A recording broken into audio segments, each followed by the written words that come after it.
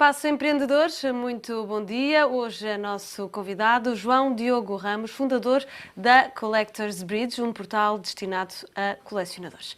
João Diogo, muito bom dia. Obrigada por estar aqui connosco. Fale-nos desta Collectors Bridge, exatamente o que é? É um portal para colecionadores? Como é que funciona? A Collectors Bridge, basicamente, é uma típica startup tecnológica, é uma empresa produto, cujo seu único objetivo é lançar uma plataforma que pretende ser a referência para os colecionadores poderem partilhar os seus artigos, as suas coleções, de uma forma muito social.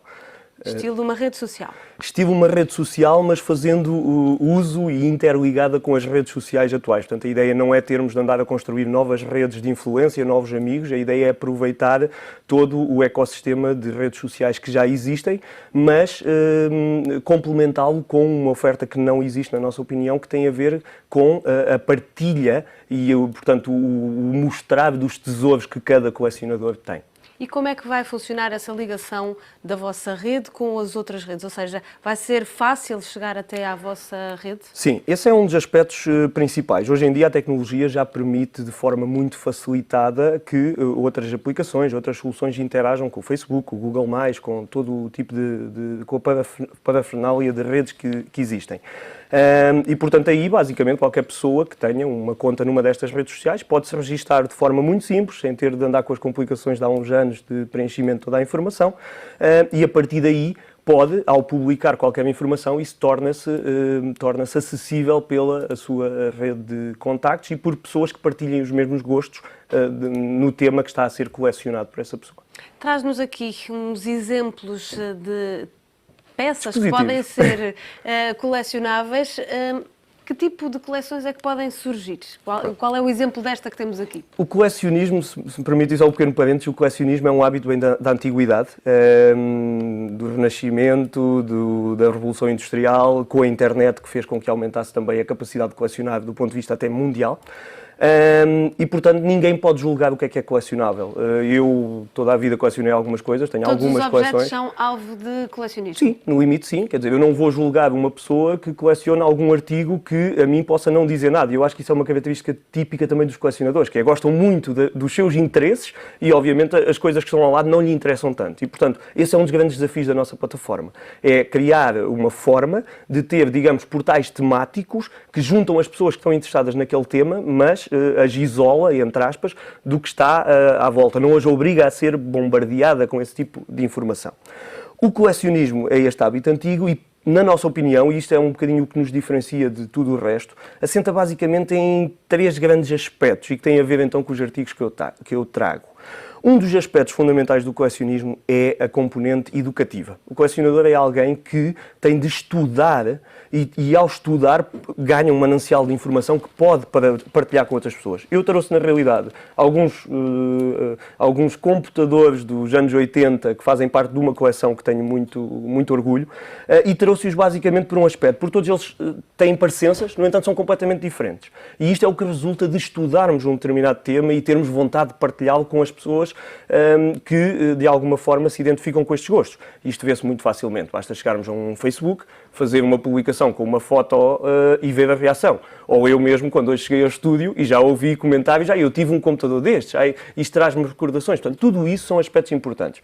Por exemplo, estes três computadores, parecendo todos iguais, estes três aqui, eu se calhar ficava nestes dois. Estes dois últimos são mais parecidos, para mim seriam iguais? Portanto, foram vendidos mais de 5 milhões destes computadores, este é um dos primeiros 7 mil, e a única diferença aparente e que, quando não estão lado a lado, as pessoas não identificam, é a cor do teclado.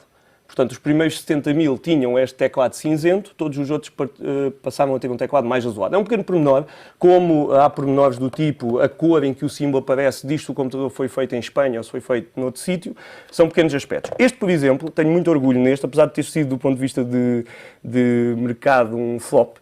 Mas este computador foi produzido em Portugal. Portanto, nos anos 80, a Timex Portugal teve um papel muito importante e, sobre licença da empresa inglesa que fazia estes computadores, a Sinclair, produziu muitos dos computadores que iam para o mercado americano. Este é um exemplar desses, que fazia parte de um kit de educativo que era dado a professores na América.